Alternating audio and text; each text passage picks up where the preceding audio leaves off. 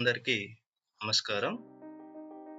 ఈ వీడియోలో తరంగాలు లెసన్‌లో మూడవ ఎస్సై క్వెషన్ అయినటువంటి మూసిన గొట్టంలో స్థిర తరంగాలు ఏర్పడే విధానాన్ని మరియు అందులోని కంపన రీతులను, వాటి యొక్క పౌనఃపున్యాలకు సమీకరణాలను రాబడదాం.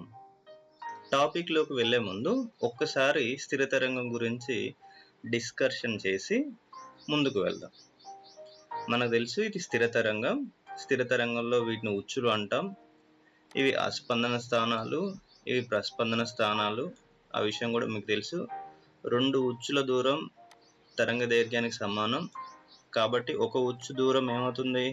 λ/2 అవుతుంది. ఉచ్చులో సగం ఏమవుతుంది? λ/4 అవుతుంది. ఓకే, ఇక్కడ గమనించండి. ఉచ్చులో సగం అంటే అర్థం ఏంటి? ఒక అస్పందన స్థానము మరియు ఒక ప్రస్పందన స్థానం. అంటే ఇచ్చినటువంటి తరంగం స్థిర తరంగం అని చెప్పాలి అంటే మనకు ఖచ్చితంగా ఒక అస్పందన ప్రస్పందన స్థానం అనేది ఏర్పడాలి. అస్పందన ప్రస్పందన స్థానం అనేది ఏర్పడాలి. అలా ఏర్పడినప్పుడే దాన్ని స్థిర తరంగం అంటాం. ఒక అస్పందన ప్రస్పందన స్థానాల మధ్య దూరం ఎంత? λ/4. Remember this point. ఓకే, ఒక ఉచ్చు కనుక అయినట్లయితే ఎంత? λ/2. ఓకే, 2 ఉచ్చులు కనుక అయినట్లయితే λ. ఓకేనా? ఈ విషయాన్ని గుర్తుపెట్టుకోండి. ఫస్ట్ దీనికి సంబంధించినటువంటి యానిమేషన్ చూద్దాం, దెన్ దాని యొక్క పటాన్ని చూద్దాం, దెన్ సమీకరణం చూద్దాం. ఓకేనా? ఇక్కడ చూడండి, ఇది మూసి ఉన్న గొట్టం. ఎందుకు దీన్ని మూసి ఉన్న గొట్టం అన్నామంటే, ఈ మూసి ఉన్న గొట్టం ఒకవైపు మూసి ఉంటుంది, ఒక చివర తెరిచి ఉంటుంది. సో కాబట్టి ఒక చివర మూసి మరొక చివర తెరిచి ఉన్నటువంటి గొట్టాన్ని మూసిన గొట్టం అంటాం. ఈ మూసిన చివర వాతావరణంలోకి తెరవబడి ఉంటుంది కాబట్టి వాతావరణ పీడనం ఎంతైతే ఉంటుందో ఈ చివర ఉన్నటువంటి కణాల యొక్క పీడనం కూడా అదే విధంగా ఉంటుంది. కాబట్టి ఇక్కడ కణాలు స్వేచ్ఛగా కంపిస్తాయి. మనం తెరిచిన చివర నుండి మూసిన చివర గనుక క్రమంగా పోయిన కొలది పీడనం అనేది పెరుగుతూ ఉంటుంది. మూసిన కొన వద్ద అధిక పీడనం ఉంటుంది. ఇక్కడ అల్ప పీడనం ఉంటుంది, ఇక్కడ అధిక పీడనం ఉంటుంది. సో కాబట్టి ఈ మూసిన గొట్టంలో గనుక స్థిర తరంగాలు ఏర్పడతాయి. ఈ తెరిచిన చివర ఎల్లప్పుడూ మనకు ప్రస్పందన స్థానమే ఏర్పడుతుంది. ఈ మూసిన చివర ఎల్లప్పుడూ అస్పందన స్థానమే ఏర్పడుతుంది. ఈ మూసిన గొట్టంలో మనకు స్థిర తరంగాలని ధ్వని తరంగాలు ఏర్పరుస్తాయి. ధ్వని తరంగాలు అనదైర్ఘ్య తరంగాలు. సో అనదైర్ఘ్య తరంగ రూపంలో స్థిర తరంగాన్ని గీయడం అనేది కొంత సంక్లిష్టంతో కూడుకున్నటువంటి విషయం. కాబట్టి మనకు బుక్లో కావచ్చు, మిగతా స్టడీ మెటీరియల్స్లో మనకి తిర్రేక తరంగ రూపంలో ఉన్నటువంటి స్థిర తరంగాన్ని డ్రా చేస్తూ ఉంటాం. ఓకేనా? రైట్. మనం ఇక్కడ యానిమేషన్లో అనదైర్ఘ్య తరంగ రూపము, తిర్రేక తరంగ రూపము రెండు చూద్దాం. ఓకే, సో ఫస్ట్ ఇది మొదటి అనుస్వరంతో లేదా ప్రాథమిక పౌనఃపున్యంతో కంపిస్తుంది అనుకోండి. అప్పుడు దాని యొక్క యానిమేషన్ కనుక చూసినట్లయితే, రిమెంబర్ ఆల్రెడీ స్టార్టింగ్లో చెప్పాను ఏంటి, ఇటువైపు కణాలు స్వేచ్ఛగా కంపిస్తాయి, ఇటువైపు కణాలు కొంత పీడనం వల్ల స్వేచ్ఛగా కంపించవు. సో కాబట్టి ఇటువైపు ప్రస్పందన స్థానము, ఇటువైపు అస్పందన స్థానం ఏర్పడుతుంది.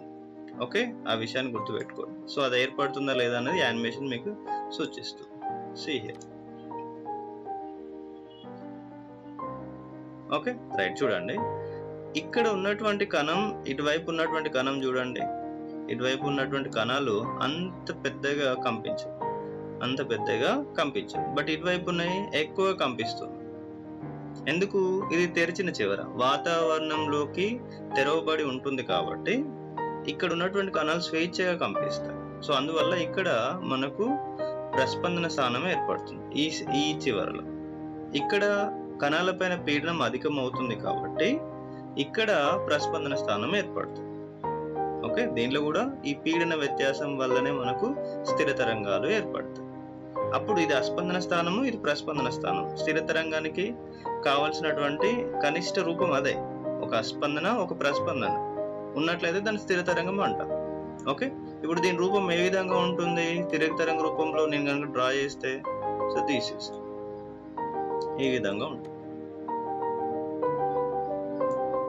ఓకే, దానికి సంబంధించినటువంటి యానిమేషన్ కూడా చూడండి, అది ఏ విధంగా అవుతుందో ఆ విధంగా. ఓకే, ఈ స్లో మోషన్లో ఉన్నటువంటి వీడియో కాబట్టి మీకు ఇక్కడ ఒక ఉచ్చు లెక్క కనబడట్లేదు. ఓకేనా, మీకు ప్రీవియస్ వీడియోలో చేసి చూపెట్టాము ప్రాక్టికల్గా డెమాన్స్ట్రేషన్. సాగదీసిన తీగలో స్థిర తరంగాలు దాంట్లో మీరు చూడొచ్చు ఈజీగా. ఓకే, ఇది మొదటి సందర్భం. రెండవ సందర్భంలో చూడండి, ఇక్కడ ఉన్నటువంటి కణం అంటే మూసిన తలం పైన ఉన్నటువంటి కణం అసలే కంపించదు. అదేవిధంగా ఇక్కడ మధ్యలో ఒక లైన్ గమనించండి, దిస్ ఈజ్ ద లైన్. ఈ లైన్ చూడండి, గమనించండి, కంపిస్తలేదు. అంటే ఇక్కడ ఒక అస్పందన స్థానము, ఇక్కడ ఒక అస్పందన స్థానం, ఇది ఒక ప్రస్పందన స్థానం. అంటే రెండో సందర్భంలో మనకి ఒక ఉచ్చు మరియు సగం ఉచ్చుతో ఉన్నటువంటి ఆకృతి గల ఒక స్థిర తరంగం ఏర్పడుతుంది. ఓకే, ఇది తెరిచిన కొన ప్రస్పందన స్థానం కంపల్సరీ, ఇది మూసిన కొన అస్పందన స్థానం కంపల్సరీ. సో మధ్యలో ఏమి ఏర్పడిందో ఒక ఉచ్చు ఏర్పడింది. ఓకేనా, ఇది రెండవ సందర్భంలో రెండవ కంపన రీతి, మూసిన గొట్టంలో రెండవ కంపన రీతి. ఓకే, మూడవ కంపన రీతిని కనుక గమనించినట్లయితే మూడవ కంపన రీతి చూడండి, ఇది మూడవ కంపన రీతి. మీరు కనుక గమనించినట్లయితే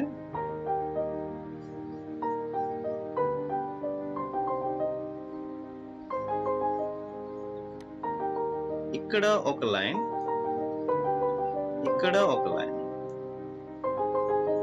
అగైన్ ఇక్కడ. ఓకే, 1 2 3 అస్పందన స్థానాలు ఏర్పడుతున్నాయి. 1 2 3 ప్రస్పందన స్థానాలు కూడా ఏర్పడుతున్నాయి.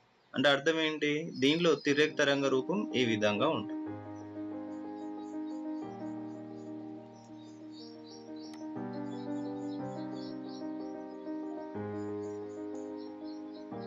మళ్ళీ ఒకసారి వరుసగా అన్ని ఒకసారి చూసేయండి, ఒకదాని తర్వాత ఒకటి, విత్ దాని యొక్క తిర్యక్ తరంగ రూపంతో సహా.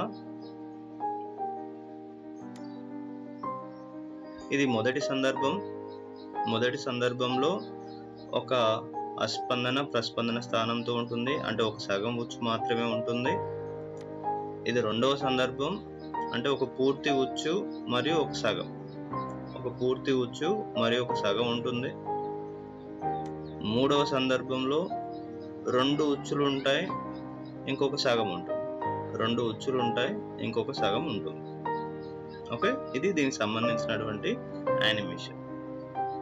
ఇక్కడ చూడండి, మూసిన గొట్టం పటం కనుక గమనించినట్లయితే ఇంతకుముందు మనం చర్చించినట్లు అది మొదటి కంపన రీతితో ప్రాథమిక పౌనఃపున్యంతో కనుక కంపిస్తున్నట్లయితే అప్పుడు మనకు ఒక అస్పందన స్థానం ప్రస్పందన స్థానం వస్తుంది. ఆ తీసుకున్న గొట్టం యొక్క పొడవు L కాబట్టి కంపన పొడవు ఈజ్ ఈక్వల్ టు λ/4 అవుతుంది. ఓకే, రెండో సందర్భంలో మనకి ఇక్కడ ఒక ఉచ్చు వచ్చి అదనంగా చేరింది. సో కాబట్టి మనకేమవుతుంది? λ/2 ప్లస్ λ/4 అవుతుంది. Remember that. ఎందుకు? ఇది ఒక ఉచ్చు, ఇది ఒక సగం. ఉచ్చులో సగం λ/4, ఒక ఉచ్చు కాబట్టి λ/2. సో కనుక కాసా కనుక చేసి రాసినట్లయితే మనకి 3λ/4 అవుతుంది. ఓకే, మూడవ కంపన రీతికి ఏమవుతుంది? ఇంకొక ఉచ్చు అదనంగా వచ్చి చేరుతుంది. సో కాబట్టి అడిషనల్ గా ఒక λ/2ను మళ్ళీ రాయండి. అప్పుడు ఏమవుతుంది? 5λ/4 అవుతుంది. ఓకేనా, అదే విధంగా మనం కనుక దాంట్లో ఉచ్చులను కనుక పెంచుకుంటూ వెళ్ళినట్లయితే, ఓకే, దానిలో ఉన్నటువంటి ఉచ్చులను కనుక పెంచుకుంటూ వెళ్ళినట్లయితే ఒకనొక అంటే n ఉచ్చుల దగ్గర ఎన్నో కంపన రీతి దగ్గర ఏమవుతుంది? 2n + 1 × λ/4 అవుతుంది. ఎందుకు అవుతుంది 2n+1 ఇంటూ λ/4 ఎన్నవ కంపన రీతికి అంటే ఇక్కడ గమనించండి, ఇక్కడ 1 λ/4, 3 λ/4, 5 λ/4, నెక్స్ట్ ఏమొస్తుంది గెస్ చేయండి 7 λ/4, నెక్స్ట్ ఏమొస్తుంది 9 λ/4. ఓకే, సో కాబట్టి వచ్చేది బేసి సంఖ్య అవుతుంది ఖచ్చితంగా. ఆ బేసి సంఖ్య ప్లేస్ లో మనం ఇక్కడ 2n+1 అని రాస్తాం. ఈ 2n+1 అనేది బేసి సంఖ్యని సూచిస్తుంది. ఎన్నవ కంపన రీతితో గనుక మూసి ఉన్న గొట్టంలో స్థిర తరంగం గనుక ఏర్పడినట్లయితే కంపన పొడవు L is equal to 2n+1 into λ/4 అవుతుంది. 2n+1 ఇంటూ λ/4 అవుతుంది. రిమెంబర్ మై డియర్ స్టూడెంట్స్, కొన్ని బుక్స్లలో వాళ్ళు రాస్తారు, ఏమని రాస్తారు, n+1/2 ఇంటూ ఓకే λ/2 అని కూడా రాస్తాం. n+1/2 ఇంటూ λ/2 అని రాస్తారు. Nothing to worry. దీన్ని కనుక సాల్వ్ చేస్తే మనకు వచ్చేది 2n+1 ఇంటూ λ/4. సో ఇక్కడ కాసాకట్టినట్లయితే 2n+1 అవుతుంది. సో 2 ఇంటూ 2 4 అవుతుంది. Remember this. ఓకే, ఈ బోత్ ఈక్వేషన్ ఇది రాసిన ఒకటే. ఓకే, ఇప్పుడు మూసిన గొట్టంలో ఏర్పడిన కంపన రీతుల యొక్క లేదా స్వరాల యొక్క పౌనపున్యాలకు సమీకరణాలను రాబడదాం. Okay right. ఇంతవరకు మనం మాట్లాడుకున్న విషయాలన్నింటినీ నేను ఇక్కడ రాశాను. ఇది నోట్స్ రాసుకునే వాళ్ళు వీడియోని పాజ్ చేసి నోట్స్ రాయండి. ఓకేనా. మనకు కావాల్సినటువంటి సమీకరణం ఏంటి, ఎల్ పొడవుకి ఎన్నో ఉచ్చుతో కనుక కంపిస్తున్నట్లయితే కంపన పొడవు ఈజ్ ఈక్వల్ ఏంటి 2n+1 λ/4. therefore ఇక్కడ చూడండి, L is equal to 2n+1 into λ/4 అవుతుంది. కాబట్టి ఎన్నవ ఉచ్చుతో కంపిస్తున్నప్పుడు L is equal to 2n+1 into λ/4 అవుతుంది. కాబట్టి తరంగ దైర్ఘ్యం λ is equal to ఏమవుతుంది అప్పుడు 4l/2n+1 అవుతుంది. ఓకేనా. ధ్వని వేగం v కాబట్టి పౌనపున్యం n is equal to, ఇది ఎన్నవ ఉచ్చుతో కంపిస్తున్న సందర్భం కాబట్టి n is equal to v/λ అవుతుంది. Okay right. v as it is గా అలానే రాస్తాం.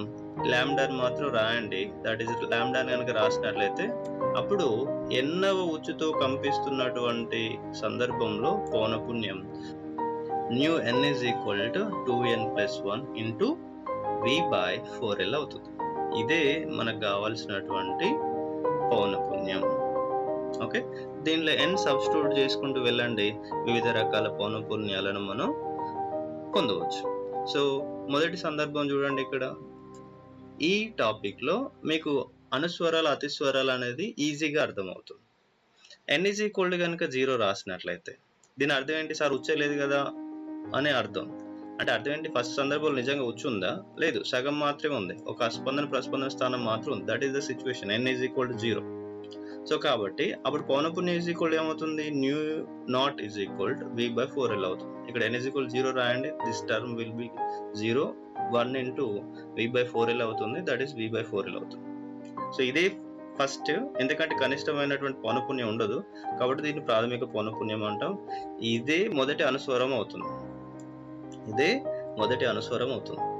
n is equal to కనుక 1 రాసినట్లయితే అప్పుడు చూడండి, 1 రాస్తే ఏమవుతుంది, 2 ఇంటూ 1 2 అవుతుంది, +1 ఇది మొత్తం కనుక కలిపినట్లయితే 3 అవుతుంది. అప్పుడు ఏమవుతుంది, 3v/4l అవుతుంది.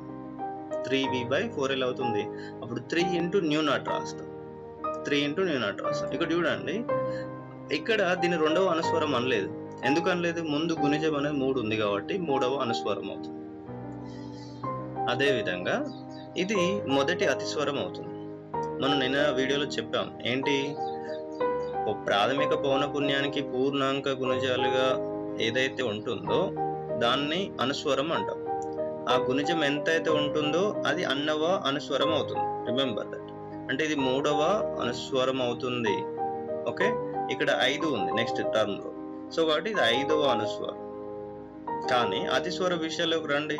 నిన్న మనం చెప్పినట్లు, ప్రీవియస్ వీడియోలో చెప్పినట్లు, డెఫినేషన్ లో ఉన్నట్లు ఏంటి, అది విడుదలయ్యేటువంటి క్రమం. సో దీని తర్వాత విడుదలైనటువంటిది ఏంటిది, పౌనపున్యం ఇదే, ఇది మొదటి అతిస్వరం అవుతుంది. దీని తర్వాత విడుదలైనటువంటిది ఏంటిది, ఇది ఇది రెండవ అతిస్వరం అవుతుంది. ఓకేనా? అలా విడుదలయ్యేటువంటి క్రమాన్ని ప్రాథమిక పౌనఃపున్యం తర్వాత మిగిలిన అన్ని పౌనఃపున్యాలని అతిస్వరాలే అంటారు. అన్ని పౌనఃపున్యాలను అతిస్వరాలు అంటారు. దాని క్రమం ఆధారంగా అది అన్నవ అతిస్వరం అవుతుంది. Remember that. కానీ ప్రాథమిక పౌనఃపున్యానికి ఎంతైతే గుణిజంగా ఉంటుందో ఆ గుణిజం ఎంతైతే ఉంటుందో అది అన్నవ అనుస్వరం అవుతుంది. ఈ విషయాన్ని క్లారిటీగా గుర్తుపెట్టుకోవాలి. మీకు కొన్ని ప్రాబ్లమ్స్లలో ఇస్తాడు. 10వ అనుస్వరం 2వ అతిస్వరానికి కనుక సమానమైనట్లయితే అప్పుడు దాని యొక్క కంపన పొడవు లేదా సంథింగ్ ఏదో కనుక్కోండి అని అడుగుతాడు. అప్పుడు మీరు ఫైండ్ అవుట్ చేయాలి. 10వ అనుస్వరం అయినప్పుడు ఏంటి దాని సమీకరణం, 5వ అతిస్వరం అయినప్పుడు అది ఏమవుతుంది అనే విషయాన్ని గమనించాలి. ఓకేనా? Remember that. ఇవి మూసిన గొట్టంలో ఏర్పడే కంపన రీతులకు పౌనఃపున్యాల సమీకరణాలు. కంపన రీతి అంటున్నారు. రీతి అంటే ఏంటి సార్ అని మీకు డౌట్ రావచ్చు. రీతి అంటే రకం అని అర్థం. కంపన రీతులు అంటే కంపన రకాలు అని అర్థం. ఆ విషయాన్ని గుర్తుపెట్టుకోండి. రైట్. మీకు ఒక సినిమాలో ఒక సాంగ్ కూడా ఉంటుంది, భక్త రామదాస్ అనుకుంటా, ఏ రీతిగా నన్ను దయచూచెదవో అని సాంగ్ పాడుతుంటాం. అంటే నన్ను ఏ విధంగా దయ చూపుతావు నా పైన అని దాని అర్థం అన్నట్టు. రీతి అంటే రకం, కంపన రీతి, కంపన రకాలు. పైన మనం అన్ని పౌనఃపున్యాలను చూసాం. సో అప్పుడు పౌనఃపున్యాల నిష్పత్తి మూసిన గొట్టంలో ఏ విధంగా ఉంటుంది? సో ఈ విధంగా ఉంటుంది. బేసి సంఖ్యలో వస్తాం. ఓకే. మూసిన గొట్టంలో ఏర్పడే పౌనఃపున్యాల నిష్పత్తి అనేది బేసి సంఖ్యలో ఉంటుంది. ఓకే. తెరిచిన గొట్టంలో సహజ సంఖ్య సమితి సార్ 1:2:3 సో అండ్ సో ఉంటుంది. ఓపెన్ పైప్ లో కూడా 1:2:3 సో అండ్ సో ఉంటుంది. ఈ వీడియో కనుక మీకు నచ్చినట్లయితే లైక్ చేయండి. మీ ఫ్రెండ్స్కు ఉపయోగపడుతుంది అనుకుంటే షేర్ చేయండి. ముందు లెసన్ల యొక్క కాంటెంట్ కూడా మీకు కావాలనుకున్నట్లయితే ఛానల్ని సబ్స్క్రైబ్ చేయండి. Thank you.